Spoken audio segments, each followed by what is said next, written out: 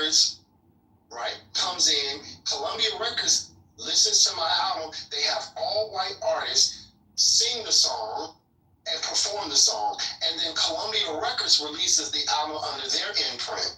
It blows up and makes millions of dollars. I get nothing from it. I'm not under contract to Columbia. So what right does Columbia have to come in, re-record my album, and then turn around and release it under a white imprint and with white artists doing it? At least they're supposed to pay that other record label. But here was the issue. Many of the labels that they signed to were black owned. So when these black record labels would go to court and sue and say, hey, this is our artist, Little Rich is our artist, and they were the original performers and the sole producers and songwriters of said song, we need to get our check. They would not acknowledge them. They'd say, no, we didn't. And what was so cold about it, Columbia Records would use the Dred Scott case to essentially say, hey, you don't have any rights to anything because the Supreme Court said during the Dred Scott case. They were literally using that. And the courts would rule on the side of these white record labels. And so not only did the black record labels not get paid, or even when it was a smaller imprint, and it may have been white, like let's say there were white owners or a partnership between a black dude and a black person and a white person co-owning the label, they would, if it was a smaller label, they would take the side of the larger white label. White people in bed? I'm just glad nobody can accuse me of being the one talking about white people in this room. So shut up. Wait a minute. No, I'm just saying because Sugar Belly, that's my boo thing right there, Sugar. Earlier in this room, the number of people who will pace my mission, my mission is really mine. They're trying to pay for white supremacy. Get the fuck out of here. Wait, you said I was trying to pay for white supremacy? No, I'm saying I'm talking about that one. Yeah, that goofy. They got paid. They didn't get paid. That's the point.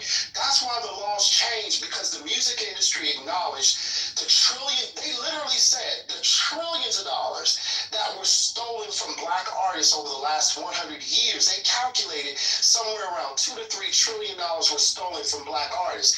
And they said, because of that, we have to change the laws. And so the music industry themselves lobbied to have the laws, lobbied to Congress and the Senate to change the laws. It took an act of Congress to change publishing laws in this country. And Congress themselves acknowledged it was due to the fact of racial discrimination of black artists. Well, they said black and brown artists, but it was really black. Well, ain't nobody checking for no brown music. What are you saying? Please, like, most of the brown people stole from the Africans. Okay, so first of all, what is it? There's fantastic music coming out of India. They didn't steal it from you.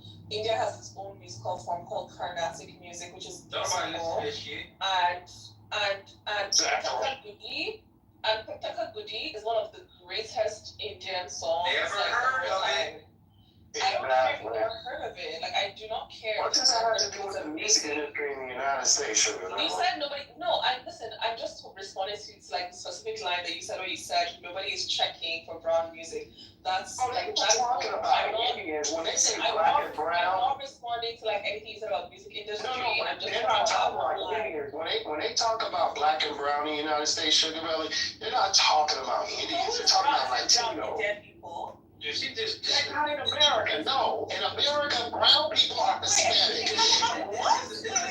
Yes, in America. Listen. Yes. Wait, this is the first I'm hearing of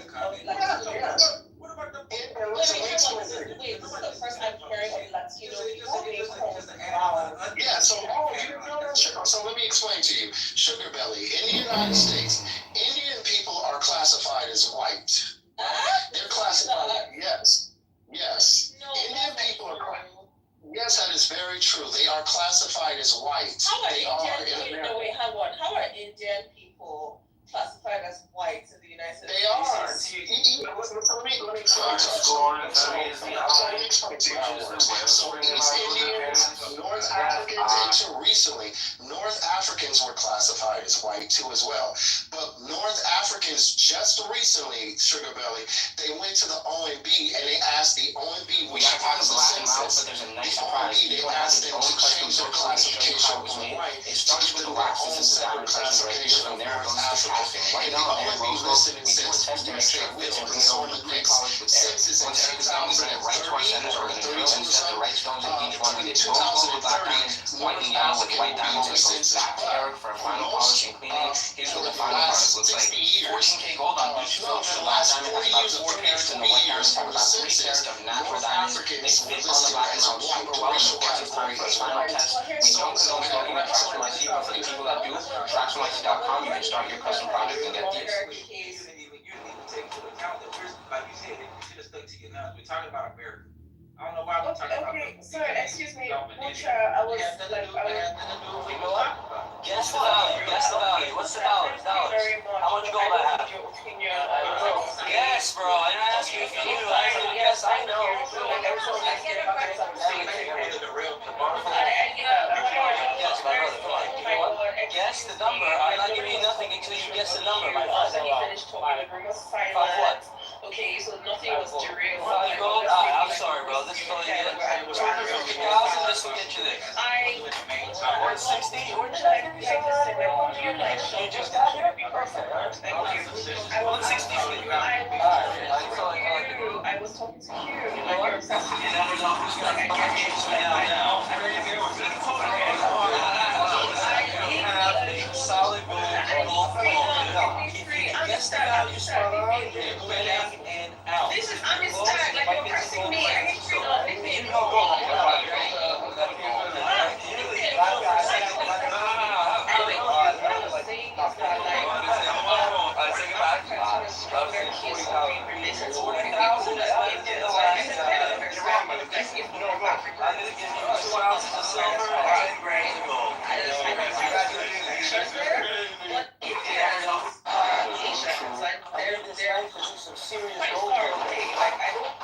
This is a secure package. What's inside? I think in the 1980s they actually in the census in the 1980s they started designating they made it a specific classification in the Southwest area. Before 1980, I believe they were they might have been classified as white, but also before the 1980s, I don't think the population of the United States was anything equal to sort of like. And again, as far as the census was concerned, it's like, white, right? Like we're talking like a very minuscule population. And then starting in the 1980s, they started designating their own designation. Yeah, and then also I don't know about you, but I gotta have these on. And guess what? They pay for themselves in time, like I've been explaining. Two-tone Miami. nobody was talking to you.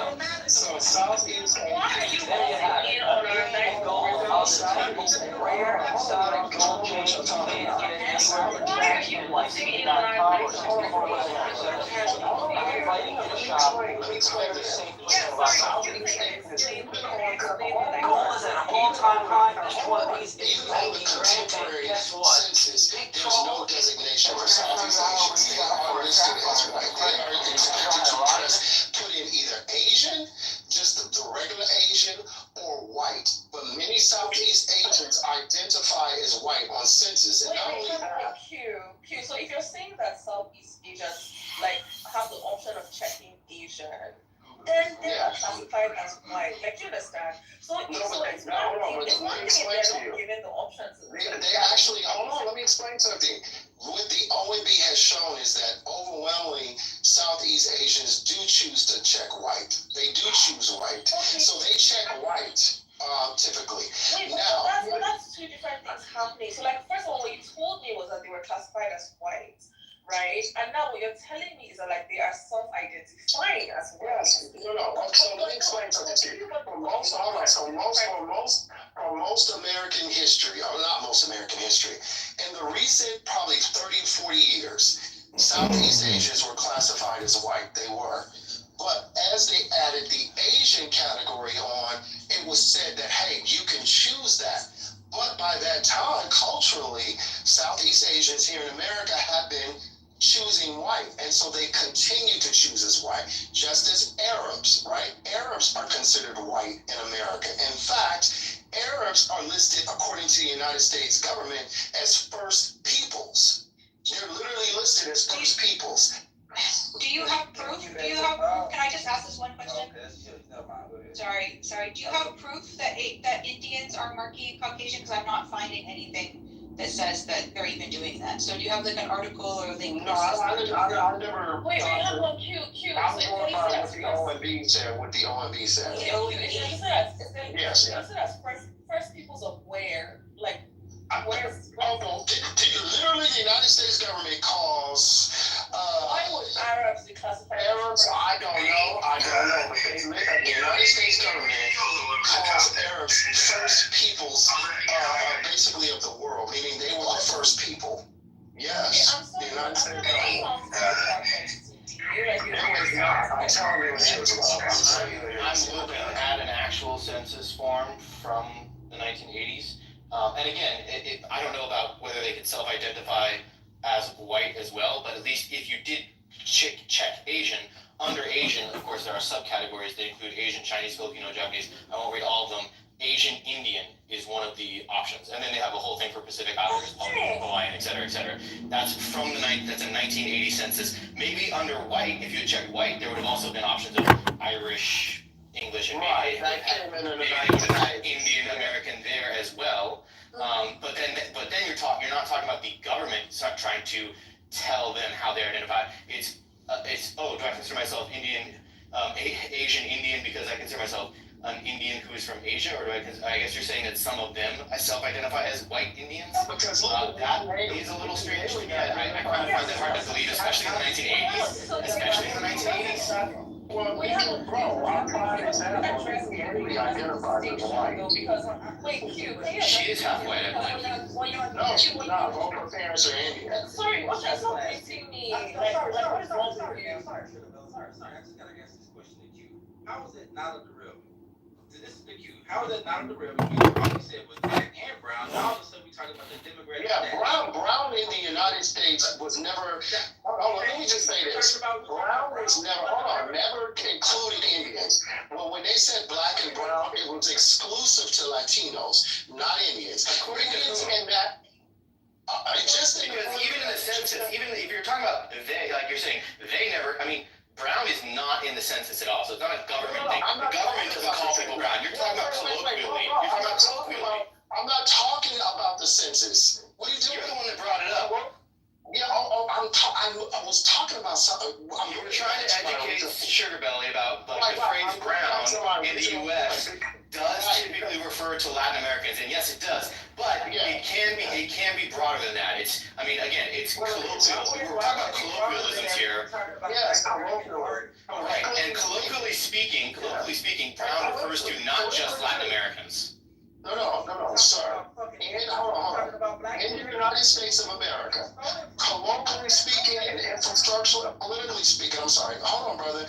Politically speaking, in the United States of America, when they say black and brown, Southeast Asians are not included in that. It's exclusive.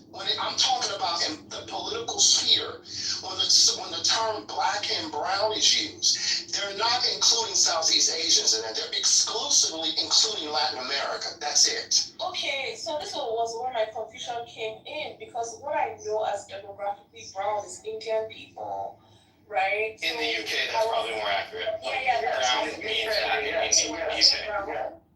Yeah, when you say brown, it's Indian. Holy. Okay, sorry, excuse me, Mr. America, sexual person, okay? Hold on. Knowledge. You know Alan. You know what Alan does.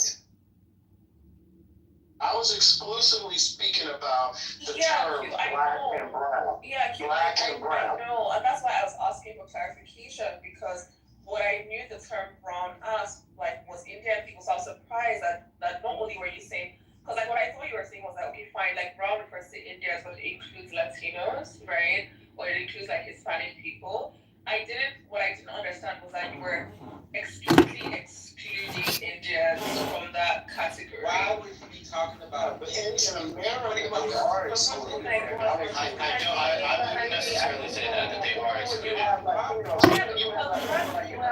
Like you have Chicanos, right? Chicanos that talk about brown pride. Okay, so what Jimmy just said is exactly my point. Like, I know Talking about Indian people when he's literally talking about black Americans whose money's been stolen from white Americans in America. Oh yeah. Sorry, excuse me, okay, like, I know My bad, I apologize.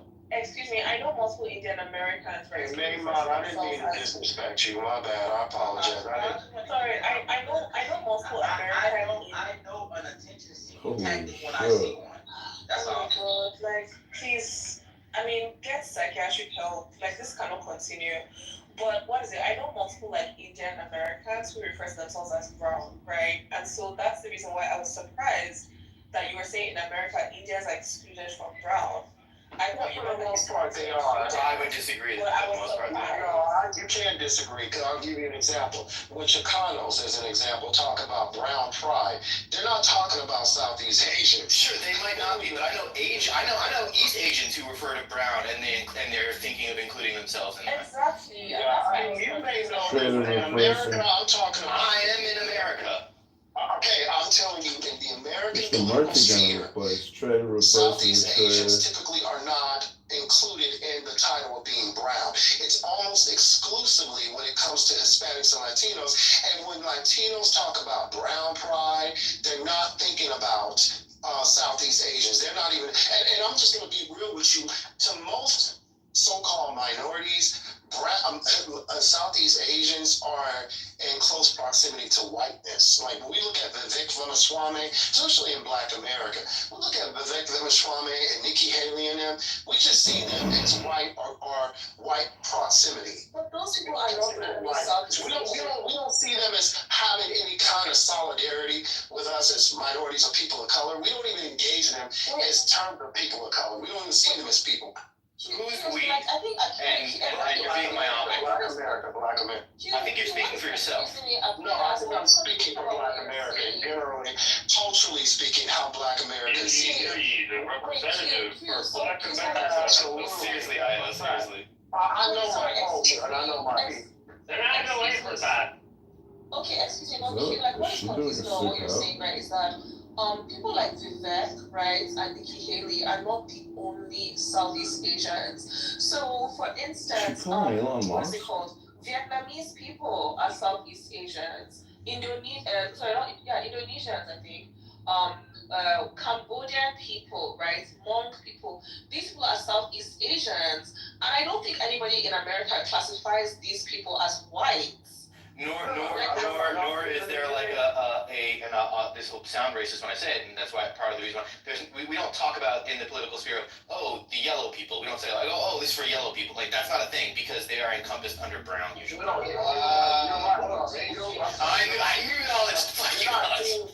You're not seen as white, no, but they're seen, especially Asians, particularly like Japanese, Chinese, even like Indians, they are seen as the so-called mono minority in close proximity to whiteness. So as an example, Black America wouldn't look at Chinese or Japanese or Indians as being in solidarity or people of color.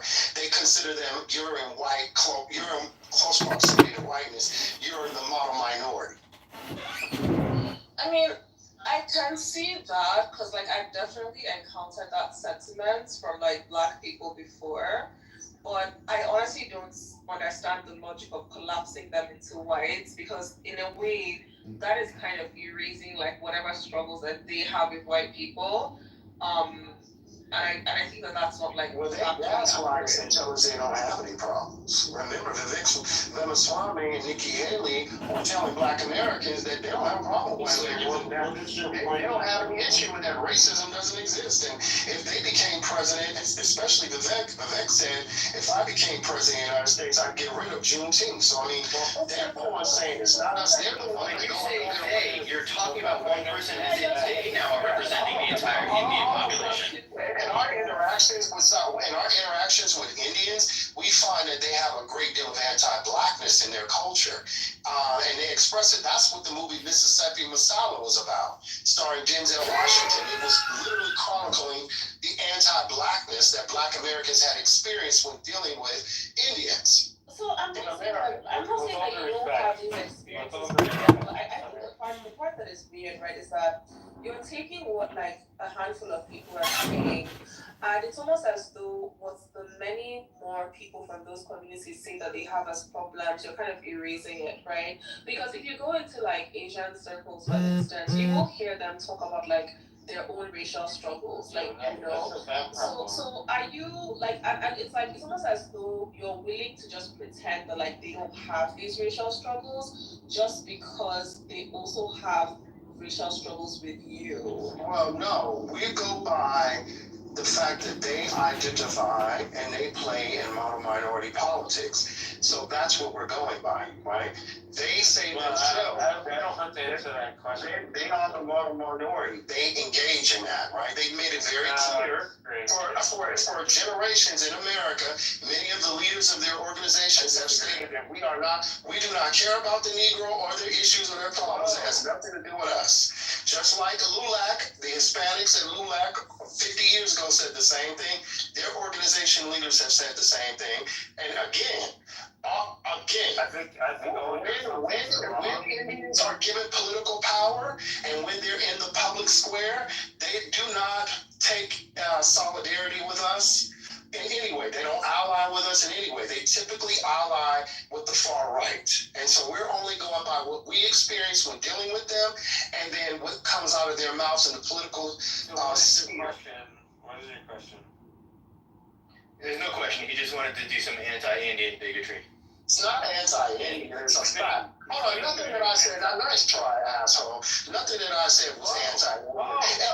Even literally what I said, Indian activists and Indian leaders would even say he's right about. They would even deny it. So that's really true. In fact, Hassan, the comedian, who's also very much Indian American, born and raised in Sacramento, California, he himself, right? He's a comedian, but he engages in politics, and he's very much a part of his community. He himself acknowledged and has called out the anti-blackness in his own community. And he himself has said that Indian Americans have shown little solidarity with Black America. So, his point is that he thinks Indians hate Black people.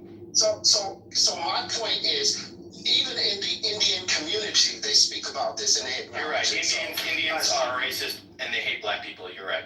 Well, they're anti-Black, yes. Yes, all of the Indians, even the ones that might be trying to do good, they are actually racist bigots. That's a very good point. Argument. That is a straw man argument. That's what you've just been saying for the last 20 minutes. I never said all. Oh, not all. Hashtag not all. I said in the Indian community. Hashtag not all. In the Indian community, not all community. Yes. Hashtag not all. But if we're going to talk about Indians, let's talk about how racist they are. Hashtag not all. They acknowledge the anti-Blackness that exists in their community. But they now acknowledge hashtag not all. And of course, in the political sphere, you can't help but to say it because Indians have expressed anti-Blackness in the political sphere. The most prominent Indians, right, in politics have shown anti-Blackness. So my takeaway is, Greg, the point you're making is that Indians are anti-Black. I'm going to name them. But hashtag not all. So it wasn't really a straw man. Hold on. Indians in elite positions in politics have anti-Black. We get it. I'll explain anti-Blackness. That being you don't need to explain it. We get it. You think that they are anti-Black. Bobby Jindal, and as well as the lady, I just forgot her name because you keep ad-libbing, and also Kamala Harris have all shown anti-Blackness towards Black Americans. Yes, they have. So, that is Indians are anti-Black according to you. Yes, they are. Yes. Then it wasn't a straw man. I did not do a straw man. You just agreed with me. Let me finish. You've been ranting about this for 15 minutes. Let me clarify. in their community is anti-blackness. Not all Indians are anti-black. In their community, anti-blackness is quite common, and that's according to their leaders. Even their leaders acknowledge that anti-blackness is quite common in the Indian community. Okay, so again, my point stands that your point, which is not a straw man, is that Indians are anti-black. Hashtag not all. I get that. In the Indian community, they're anti-black. That's racist. So, I have a question. So, even if Indians are anti-black, Why? would that Okay, first of all, why are all these people being so racist? Wait, I have no idea. sorry, I was asking something. Oh, no, talk about you. You're saying racist. Wait, I'm not. I'm pointing out that he's making a generalization about the Indian community. That makes you smarter. Knowledge, stay the fuck out of it. Trolling black people just shows you have a low IQ. If you want to ask a question, please. So, even if, let's say, Indians are anti-black, right? How does that erase whatever Indians themselves may be experiencing with other groups of people, such as white people? So, like, let's say there's some sort of racial issue happening between white people and Indians, and then the Indians themselves turn around to be anti-black to black people. Is it like, you're not acknowledging that, like, these two things could be true? Do you get? So Indians could be experiencing, like, racial discrimination from white people, and Indians themselves could also be racially discriminating against black people. That's right. That's right. So we haven't been privy to that until recently. Right. Who's we? So Black America, we haven't been privy to these conversations that these Indians supposedly are having about their issues with white people and how white people treat them. We haven't been privy to that until recently, right? We've seen with, what is her name?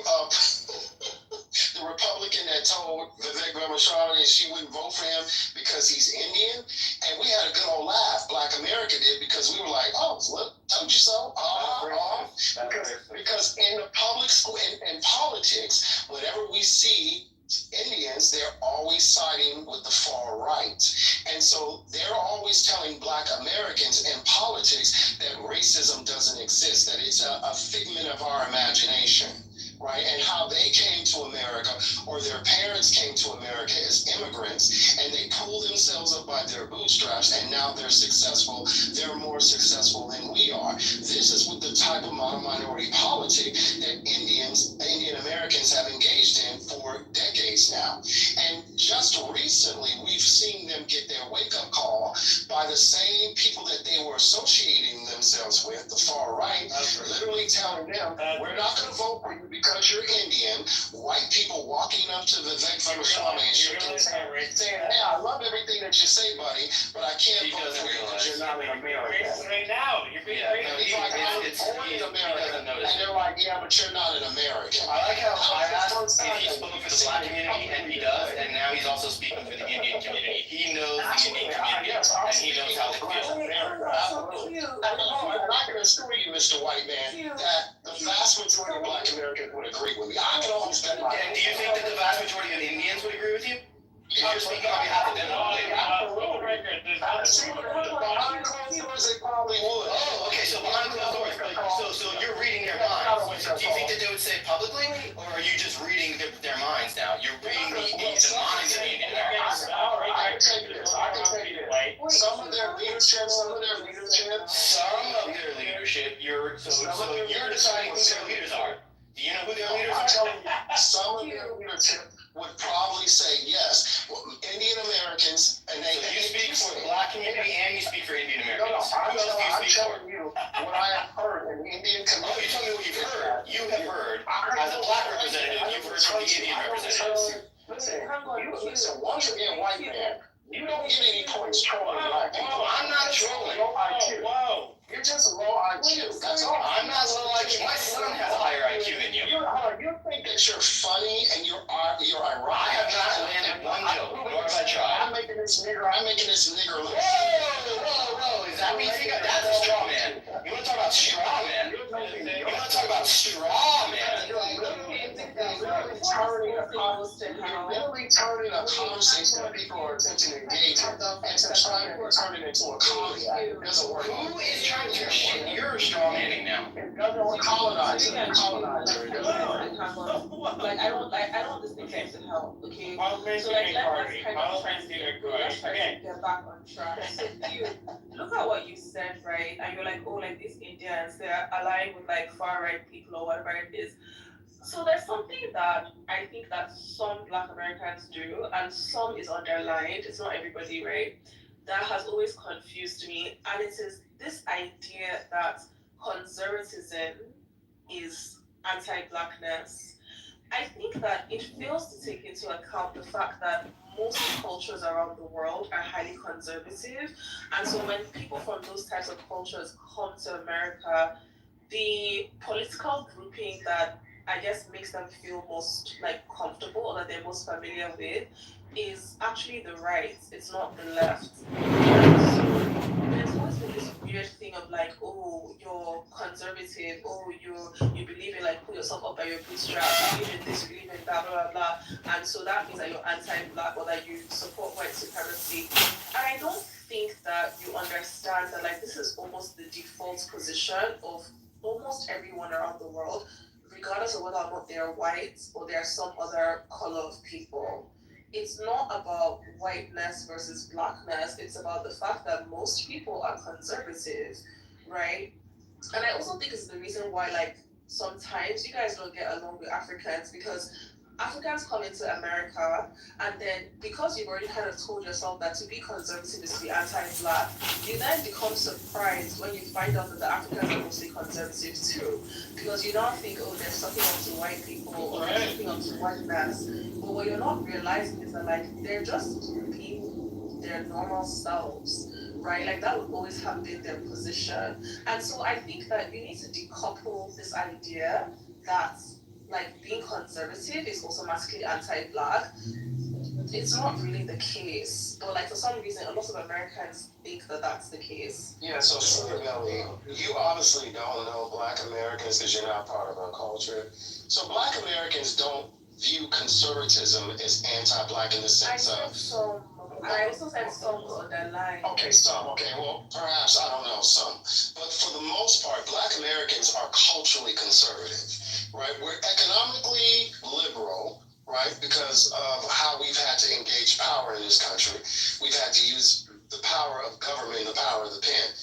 But culturally, Black Americans tend to be conservative. However, when you talk about the conservative movement and the conservative parties, they have been anti-Black. They have been very racist movements. They have been predicated on the notion of anti-Blackness. The whole, what is it? Damn it. I forgot what it's called, but I forgot what it's called. It was created by conservatives. Is created by conservative, particularly Republicans, and Democrats picked it up. Benign neglect, and the what is it called? Damn it, I forgot the name of it. But benign neglect was a term during the Revolutionary period. It first started to describe the relationship between the colonies and King George. It then benign neglect later got incorporated into the Republican movement in the very late 1840s, so we're talking about 1848 to like 1851 before the party developed itself. And then in 1851, when the party developed, the discussion of benign neglect over free and slave states and over the lack of and then the Southern Strategy was created, which then funneled down, which then benign neglect was reintroduced. Do not offer them anything, be very vague, use terms like people of color. That came from Republicans, and Democrats picked it up. Democrats, Dixiecrats in the Republican Party picked it up, and even liberals, white liberals and Black liberals later on, began to practice benign neglect against Black Americans. So, in all fairness, my point of bringing that up is, my point in bringing that up was, yes, great, you know the history of it, but the point in the United States of why it's been traditionally used was to be weaponized against us. And so my point of saying that is that we're not going by somebody because they have conservative values. We're going by the anti-black rhetoric that people engage in that identify with the far right. So when we talk about people, minorities that come to this country, immigrate to this country, it's a difference between you saying, hey, look, I worked hard, I pulled myself up on my bootstraps, and I'm successful now. Great, that's wonderful for you. But when you say, I came here to this country, I worked hard, I pulled myself up on my bootstraps, so you black Americans are lazy and you make excuses for your failure, and there's no racism, and racism hasn't set you back. Now you're engaging in anti-black American rhetoric, and you're engaging in the erasure of the facts and history of this country, and you're weaponizing your status against us. Now that's what we push back on. That's what we have a problem with. So when Africans come to this country, and they say, particularly Nigerians, because it's not that much other groups. It's mostly Nigerians that come here.